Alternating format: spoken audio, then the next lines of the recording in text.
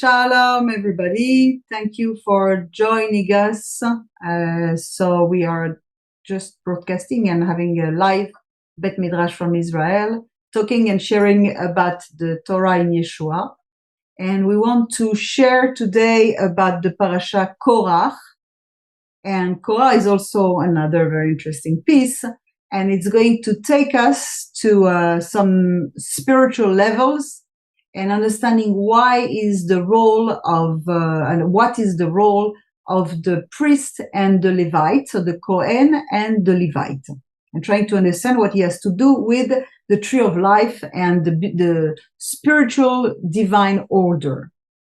So it says in the verse number 16, it says, then Korach, son of Yitzhak, it's not even say. I'm reading from the Targum Yonatan. I want to read the English Bible, complete Jewish Bible. The sons of Yitzhak were Korach, Nepheg, and Zichri. This is what the translation says. Nothing to do with what the Targum Yonatan says and what even the Hebrew says.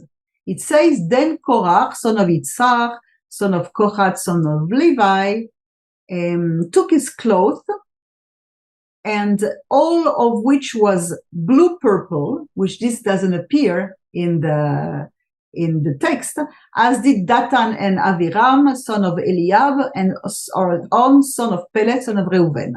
So it's talking here about something, a blue-purple coat, while in the Hebrew it says, Vayikach Korach, means he took. Literally, he took. And it doesn't appear at all in the English translation, nor the French, nor whatever translation, because there is no object after this. He took. Korach, the son of Yitzhak, and so and so. So what did he take? So Targum Yonatan tells us he took his cloak of all which was blue-purple. Okay, we just mentioned it. So Parasha Shlach was telling about the previous parasha, about the rebellion against God. Now the parasha Korach recounts the rebellions against Moshe. So what could have prompted such a rebellion? And the sages tell us that this discussion was not for heaven's sake, which in the Talmud and in the Bible, you have a lot of discussion that are for the heaven's sakes. Like, for instance, when Yeshua is speaking to the Sadducees or to the Pharisees, he is talking for heaven's sake. He is rebuking them in order to build something. Why here, there was nothing like that. It was pure rebellion. Korach had everything. He came from the family of Kehat, which was the most important Levitical family. He was the first cousin of Moses and Aaron. He was wise and clever, and according to the Midrash, he prophetically discerned that from him would come the great prophet Shmuel, who would officiate as Kohen Gadol, which is a high priest. He was also the firstborn. All those verses are mentioned, and the scriptures are mentioned in the studies. I'm not quoting them here. He was the firstborn son of Kerat's second son Yitzhak. He should have been Nasi, which is a prince of the Kerat's family, but Moshe appointed his younger cousin in his place, Elitzaphan ben Uziel. His grandfather, Kehat, had 4 sons, Amram, Yitzchak, Hebron, and Uziel. Amram's 2 sons, Moshe and Aaron, became leader and high priest, respectively. His grandson Eleazar was a Kohen, and he had not been appointed a leader, so he became jealous. Moreover, being a Levite, he had been consecrated by Aaron, and he had to shave his entire body, and he was swathed before God, and his beardless, childless appearance humiliated him before the imposing beards of Moses and Aaron. What is important is that it is so important, this rebellion, that even the Brit Hadashah, the renewed covenant, speaks about it. It speaks in Jude, and it says, woe to them, for they have followed the way of Cain. So we have Cain. They have thrown themselves for wages into the error of Bilam. They have lost themselves to the rebellion of Korach. So the three are associated. The word rebellion is in Greek antilogia, which means rebellion, revolt, contradiction, opposition. It is used in the Septuagint, in the Greek translation, to translate the word dispute or contestation. It was the judges and the priests, the Levites, who had to decide on the basis of the Torah, like we say in Exodus 18, using the same word, antilogia. When they have any matter, one comes to me and I judge between the one and the other and make known to them the statutes of God and his laws. And then in Deuteronomy 21, the same word is translated by a Septuagint. And the priests, the sons of Levi, shall come near, for it is them whom the Lord thy God hath chosen to minister unto him and to bless in the name of the Lord. And it is they that shall judge every dispute, antilogia, and every wound. So this first indication tells us that Korach rebelled by contradicting or contesting or disputing something in relation to Moshe. The Midrash tells us that it was contesting Moshe about the blue-purple coat, meaning that the fringes had all to be blue, while Moshe was teaching that one of them had to be white. Anyway, what is the purpose? I'm not going to enter the dispute, but it was about challenging a certain order. Normally, it was not the Levite, but the Kohen, the priest, who should have disputed the subject, not Korah, who was a simple Levite. So then we go back to Cain. So what was his sin? If we go back to Bereshit, we see that he was the kind of man who trusted only his own strength. He wanted his own way. He brought an offering to God outside the appointed time. One more time, not entering the details, it's in the studies. It says at the end of the season,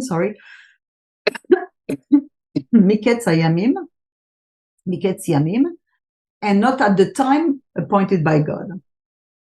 And Cain means liknot, it's acquisition. It reflects his nature. Everything was achieved through personal effort, strength, and intervention.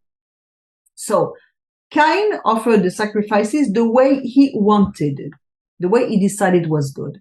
He didn't respect Hashem's order. He mixed and confused the things, like Korah.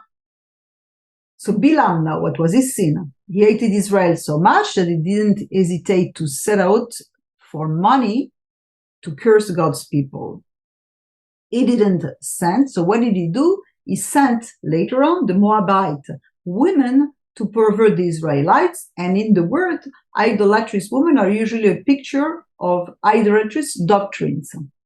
So he was an expert in sorcery. He tried to thwart entry to the promised land by confusing and bringing spiritual prostitution. He mixed and confused, one more time, the sources, the holy and the profane.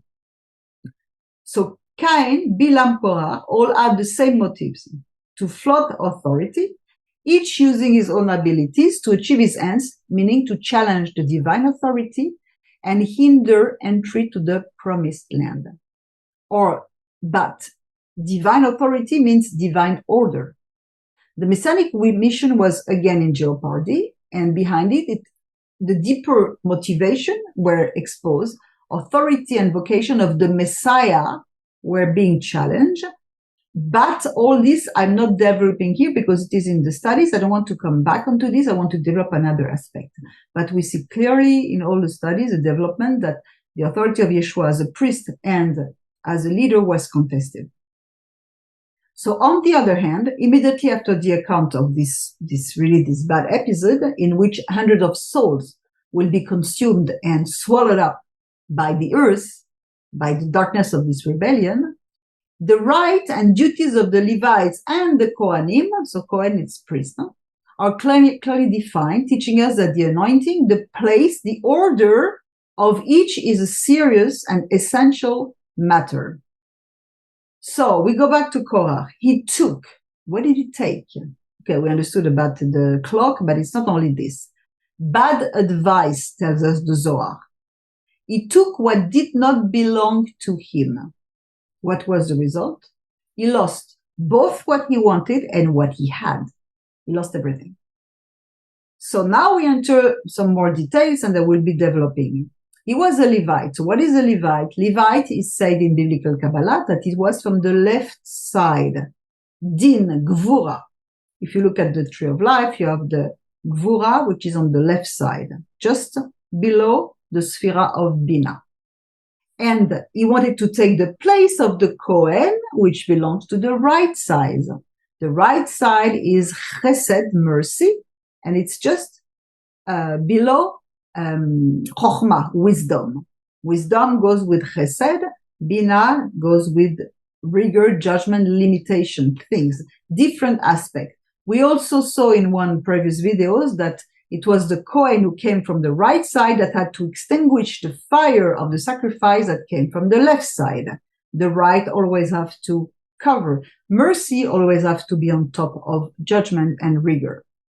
So this is the divine order, the one by which he decided to manifest himself according to his attributes on this tree of life. And in addition to everything, Korach wanted everything, the right and the left, and on top of it, the honor, which takes a man out of this world, says the sages. So Korach this is what he wanted. He wanted everything. He was not satisfied. There's another character in the Bible that is Aman. What was Aman? He was not happy with what he had. He wanted Mordechai to kneel before him. He wanted to be the first. And they didn't get anything. They lost everything, of course. And the point is that if we want to receive acknowledgement, recognition, value, we must be and act like the Creator. That is, to give first. You want honor, give honor to others. You want love, give love first to others. Otherwise, we are just taking for ourselves. And what's happening, we're studying slowly. When we try to fill our vessel with a light, but we are filled with only the desire to receive for ourselves, it's like a broken basket or broken whatever, and then it goes away. It's pierced. There is a leak. We empty ourselves. There is no light without the vessel to contain it. The vessel has to be the proper vessel. And Korach, Aman, Bilam, whatever, they all wanted for them the glory, the money, the power, and everything. And it is exactly what the verse is saying in Matthew 13:12. For to him who has shall be given, and he shall have abundance. But from him who has not shall be taken away even that which he has. If you are in the will to receive for yourself, you're going to be taking everything. If you are to the will to share and to give first before receiving for you, then you're going to be in abundance. So this, what happened, is called despising the divine order. Refusing to see the bounty, the goodness of Hashem, refusing to see the good that he gives us, which is in Hebrew, choser akarat atov, meaning that you don't see the good thing you receive. You only see the bad things. Instead of saying thank you for what you're giving to me and what you're going to give to me today, we say, I don't have, I want more, I'm not satisfied, I'm like this, we complain. So the light within us is only as great as the vessel we built. So what would we want to be? Like in Corinthians, I think, if I remember well, an earthen vessel or a golden one? How do we want to contain the light? It is our desire, our will, the inner will, what we really want, and check the previous video we developed about this, what we deeply, without not even having conscience of it, this is what we want, that determines the amount of light we receive. Depending on what and who you're looking for, you will receive. So, for instance, if we don't, there is a beautiful cookies in front of us, cream cake or whatever. If we don't desire this cream cake, we don't appreciate it, right? And the light that is in this cream cake is gone. It's not going to be contained in our vase. But if we desire this thing, cake or whatever, but the light of God, The more you desire, the more you will be filled in. Depending on the desire, you create your vase, your vessel. So therefore, chasing after things to enjoy them for the self, the light settles but goes away. We keep chasing after the same thing, or worse, after instant gratifications that empty us and leave us empty. For instance, we have money problems. Why? We all need to have enough at all times. God is giving enough to everyone. We might not be rich, but we have what we need. If we don't, and if we are really lacking something, it means that there is a spiritual leak somewhere. We use this means to satisfy a lack in ourselves or something else. And then by trying to fill this lack that we have in our soul with what money can give us, we lose it. So if there is a leak in the money, maybe there is a lack in the soul somewhere. The Zohar Be'alotera tells us when a person walks in this world and the Holy One, blessed be, gives him wealth so that he can use it to earn merit for the world to come. The principle of money will remain with him forever, for the place where the soul will receive its wealth is in the next world. So it means don't look for the material thing, look for the things of God, the kingdom of God. And all those things will be given to you in addition. So this is one of the things that we have to check. And Korach wasn't satisfied with his place. He was a Levite on the left side, while the Kohen was on the right side. Why were the Levites on the left side? What does it mean? So now the Zohar goes into very deep things, and it tells us that it was in fact, and we cannot enter in all the details, but it says that the Levites had to repair, to fix the impurity that was generated by the creation of unfinished beings before Shabbat. It was said that before Shabbat, and there's a whole teaching about this, but before Shabbat, demons were created. They are from the left side, the impure side, the impure side of the left. Okay, the left impure side, not the Gvura. And there must be, so the demons. So the Levites were there to fix this. So it means this is why they were subjected to so much purification, even more than the Kohen. And for instance, removing all, shaving all their body was one of that. We don't enter the details here. So they were therefore careful to stay pure. They were at the service of the Kohen on the right side. So everything came back into balance. Everything is about balance. This defect at the beginning of the creation is balanced by the Levite services through their purification at the service to the right side. For instance, there are different things. The Levites were to raise their voice and to sing. This is from the left and Gvura side, while the Kohen had to murmur, to whisper. This comes from the Chesed side. It's very interesting, all the thing, but we don't have time to go in all those details. It says that the Levite will serve him. He will perfect what is him or it, in fact, in English. It will perfect and fix the left side. He will perfect the worst defect, and even the northern side that remained imperfect before Shabbat, because God gave us the task to fix the world. It is he, the Levite, who must repair the left side in the world. They take care of the service in the tent, in the tabernacle, and they transported the ark. So everything is really about like Kabbalistic revelations and so. The ark is the jewel case that holds the Torah. So it is the utensil, the vessel. So if it is the utensil and the vessel, if when we learn the biblical Kabbalah, like in the class, we have the Malchut, which is the kingdom, which is the ultimate lower vessel. So it was the vessel, the Malchut. So the word as a container, Malchut, must be balanced, and this is the role of the Levites. So we have our place. We have been given gifts, abilities, means, but until we reach our calling, what we call our calling, we feel empty. But if we take someone else's place, this is also vanity, and we are going to be even more empty. losing even what we have, because we cannot take the place of somebody else. A stone can fit its own place, not another one.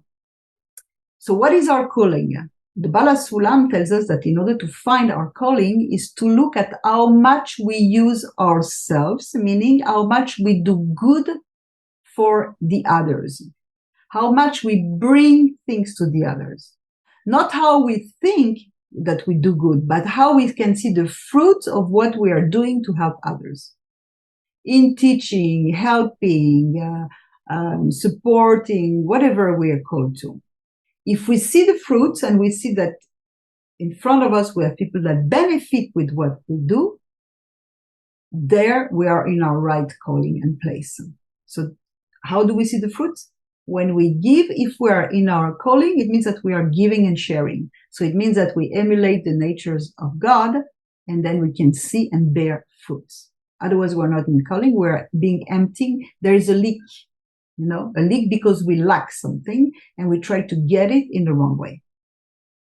So it's a job that we have to do by working out our salvation all the time, same story, same message.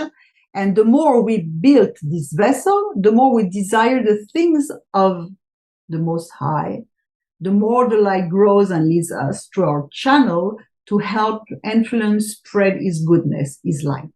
This is how to become a light for the world. And this is the definition of what is good according to His criteria. How much good you do for others. This is how it's good. Good is when you share. This is just wonderful. It's not like my ministry, my calling, and me and me and me. No, it's less me and more of Him. I has to diminish for Him to grow. This is what John was expressing. Those who are jealous of others, it is because they have no light within them. So they look at the light of the others. We are forbidden. We never have to look at what the other has, because that has been meant for him, for his tikkun, according to the tool that he has been given, and it's not good for us. We can never compare ourselves to others. So Korach lost everything. He wanted everything for himself. He challenged Moses, the place that Hashem gave him. It is the story of the camel. There's a story like this. The camel who wanted horns like a bull. He said, oh, wow, I would like those beautiful. And his ears were cut off to make room for the horns. But it didn't work out. He even lost his ears. So he had it all. It was even said that he was rich like Korach. Who is rich like Korach? He was very rich. And finally, the earth swallowed him up. What does it mean? And this is something that I'm taking from the class on Tikkun Nefesh, the training. It says there are 4 elements in the nature of man. Fire, air, water, earth. So this is from the Chaim Vital. He says as follows. Know that when the first man sinned by eating the fruit of the tree of the knowledge of good and evil, his body and soul took on a composition of good and evil.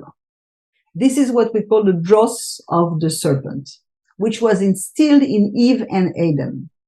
These drosses engendered disease and evil, death, both spiritual and physical. So this is from Chaim Vital, was the disciple of the Ari HaKadosh. This is the secret of Genesis 2:17. For in the day that you shall eat, therefore you shall die, meaning death of the soul as well as death of the body.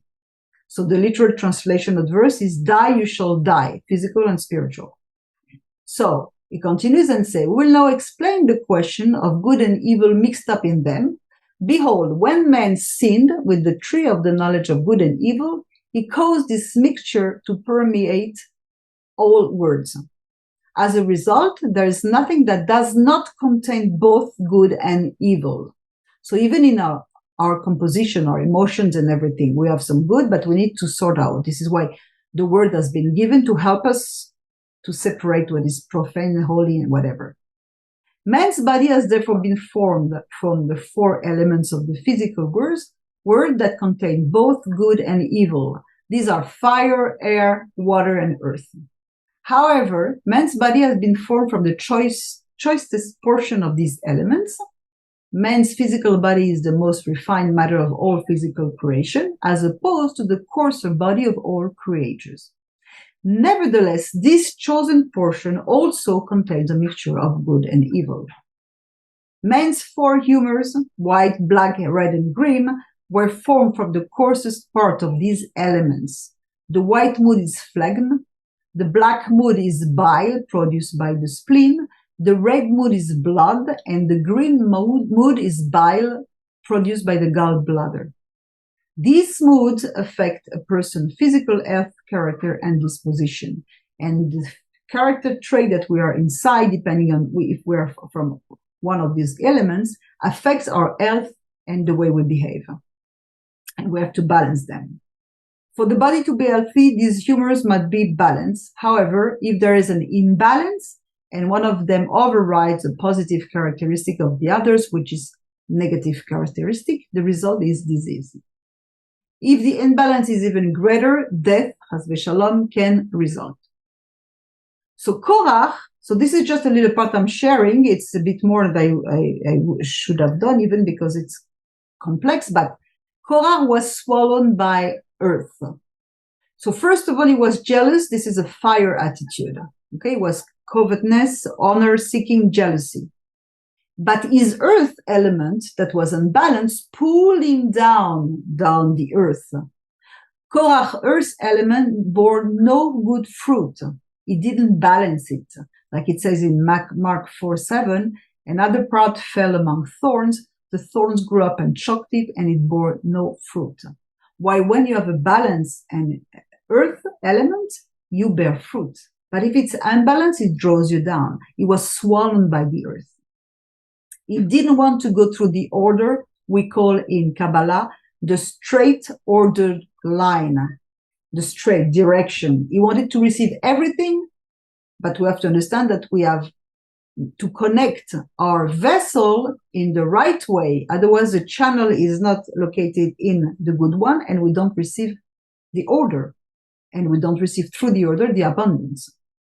So for us down here, the left must always be at the service of the right. This is why you start to tie your shoe by the right side. This is why when you wake up, you put your right foot on the sole. And this is when you do Netilat Yadayim, you wash your hands. It is you take the right, you give it to the left, that serves the right hand and everything. This is why the Kohen is blessing with his right hand a little bit upper than the left one, because mercy has always have to prevail over rigor and judgment. And Aaron was the right side, Korach was the left side, and Moshe was the middle pillar, Tiferet. So what is Tiferet? Tiferet is about peace, because when you are balanced, you are in peace. Tiferet is the same letters than therapy. It's the same. Meaning that what is the middle, when everything is balanced in our body, we're in good health and we're in peace. Everything is in peace. When we're at that side or that side too much, we're not in peace because it's unbalanced. So we have to make things. We have to go this way and to come back to the middle pillar. And this shalom, the unification of the middle, is called Yud Kevavke, the Holy Tetragrammaton. And Korach wanted to challenge this principle of peace. He wanted to, because like what is the symbol of shalom is Shabbat. When we respect the Shabbat, what do we do in fact? We prevent the left side, Gvura, from entering into the right side, Chesed. On Shabbat, there is no worldliness. We have to cut ourselves from everything that is profane, because we don't want to introduce this word, which is left, into the right side. So Korach wanted to make a disorder. He wanted to mix everything, mixing forbidden things, Gvura and Chesed. So we must manage to manifest the middle pillar. What is the middle pillar again? We say it's Yud Kevavke, which is also called the sun and the Shabbat. And this is why the Shabbat is in the sun. Hebrew 4:9. So there remains a Shabbat keeping for God's people, and it's the Messiah. In the Shlach, the Zohar, it says the principle of worth is the tree of life of the next word, the Messiah, Zeir Anpin.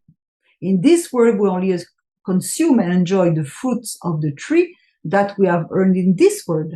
The principle is preserved for us for the world to come, so that we can enjoy life in the supernatural world.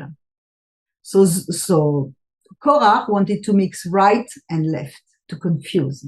He claimed the office of the sacrificator, the position of the high priest. He contested the first place before God and coveted it because he was maybe moved to serve God, but according to his own ways, the self receiving the will to receive for himself.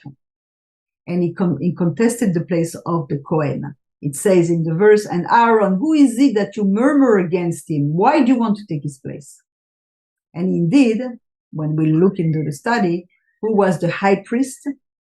Korach was trying to get at the place of the Messiah. He was confusing the Shabbat, the middle pillar. He was trying to get this place.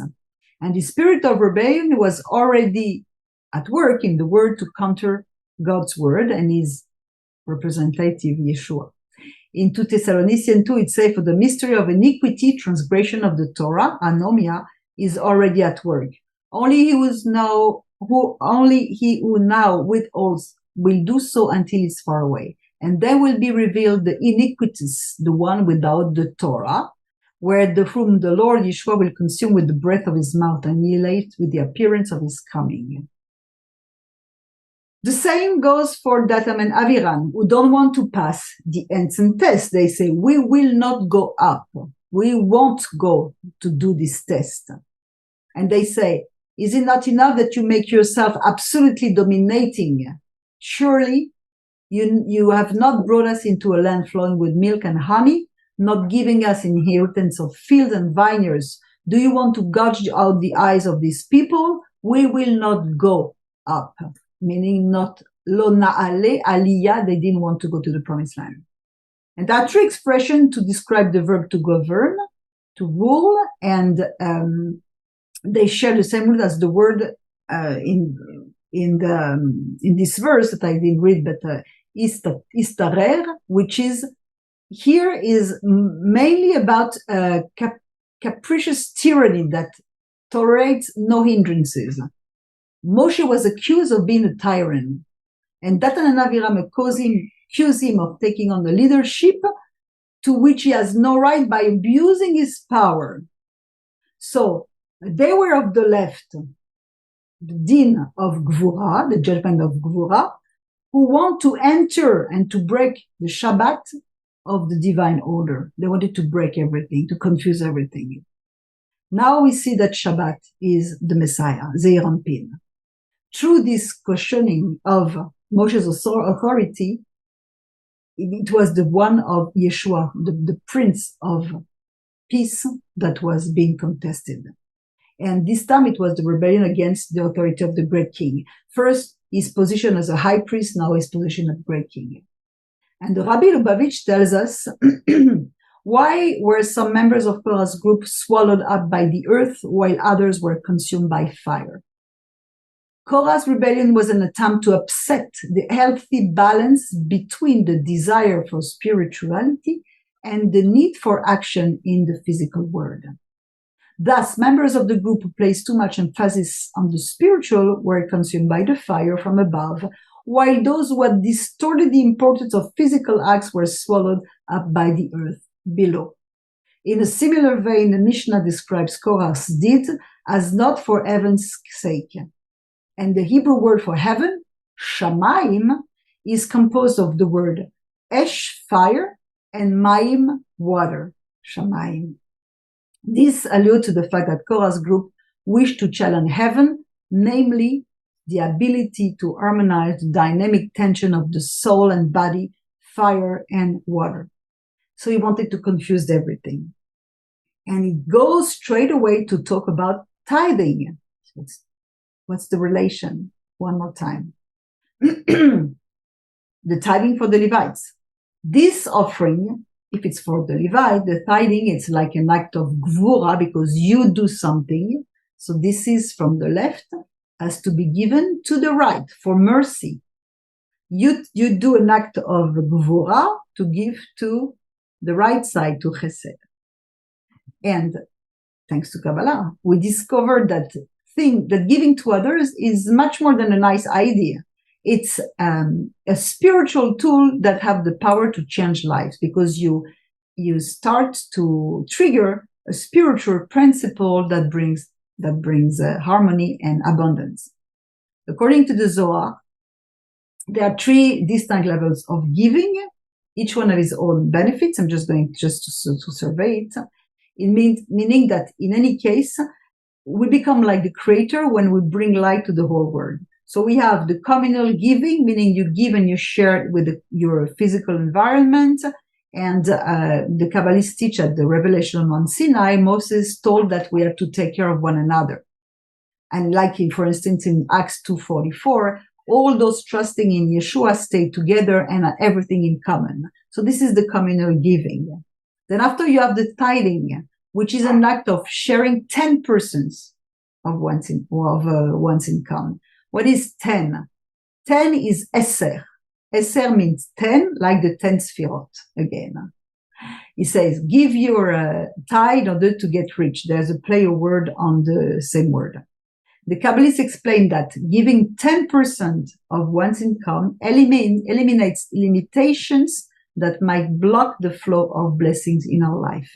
Because we receive here all the blessing here, and then we give a part to the chesed, to the right side, and then it keeps the tap keeps flowing down. It's not like the Dead Sea, which is not even called Dead Sea in Hebrew, but whatever we have the idea that contains everything. We just let it go and then it flows, continue flowing. The 10 Sfirot are being transferred and then it continues flowing. And the third level is tzedakah, charity, which is even more than 10%. And this is the more powerful form of charity that we can give. It is, the Zohar tells us that when enough people engage in tzedakah, which is the charity, the world will experience the elimination of chaos, peace, and prosperity. So it says that we have this, the Zohar again uses this verse in Ecclesiastic 9:10, whatever your hand finds to do with your strength, do it. What does it mean? Whatever your hand finds to do, this is an act of gvura from the left. With your strength, this is chesed, do it. So we have the both of them. And it says that this verse tells us that man must totalize the left into the right. And everything he does must be totalized only in the right. The left must be included in the right. Everything goes to the right. And in Matthew 6, we have exactly this. Beware of practices your righteousness before men, because this is only to take something for yourself, for your ego, so that you may see badem. So you're going to receive it for you, it's going to be empty. Otherwise, you will have no reward, olam haba, from your Father in heaven, because it's like you're taking it for yourself. Therefore, when you give alms, do not blow the trumpet before you, as the hypocrites do in the synagogues and in the streets, so they may be glorified by men. Truly, I tell you, they receive their reward. But when you do this, let not your left hand, gvura, which can retain also, know what your right hand has said, that thine alms may be done in secret. The Father who sees in the secret will repay thee. So you see, we have all these plays in the order. Everything is about order. Everything is about divine order for the flow of abundance to get to us. And Korach wanted to take the other place, not his own. So he wanted to bring chaos to the spiritual order. He should have put himself at the service of chesed, do his tikkun. Cain didn't understand why Abel had and not me. Why should I serve him? Same story. And also, we have another contestation that the Midrash tells us is about the moon and the sun. It says that the moon contested the sun's place because he was the one shining during the day and she was in the night and going up and down. But it says at the end, it is written that the moon, when everything will be balanced again, the moon and the sun will be of equal intensity. Isaiah 30:26 tells us, the light of the moon will be like the light of the sun, and the light of the sun will be 7 times as great as the light of 7 days. when the Lord binds up the wound of his people and heals the scourge of their blows. Everything will be returning in equal thing. Middle pillar, Messiah. The creation awaits the obedience and the work of the one who sent her into bondages. Like us, we did send the creation because of our sin. Romans 8:20. For the creation was made subject to frustration, not willingly, not because of the one who subjected it, but it was given a reliable hope that it would be to set free from its bondage to decay and would enjoy the freedom accompanying the glory that God's children will have. When we rebalance everything, we return to our place. The middle pillar, which is the Messiah. In the end, there will be no more distinction. Everything will be balanced and in order. The sun will shine even at night. The moon will not disappear, for Yud Ke Vav Ke will be the light of the word for us, meaning the Messiah. Isaiah 60, the sun shall no more be the light by day, nor the moon your light, but the Lord shall be your light forever, and your God your glory. Same verse that we find in Revelation. There will be no moon nor sun, but the light of the Messiah will be shining. So that's what I wanted to tell you today about the order of the Levite and the Kohen, and that it has to come into our life to really be balanced in everything. And if we have unbalanced emotion, unbalanced thing, it means that we have to work out our salvation to go back to the middle pillar and with all the tools that the biblical Kabbalah is giving us. So thank you for listening, and we can open our video and share about this parasha.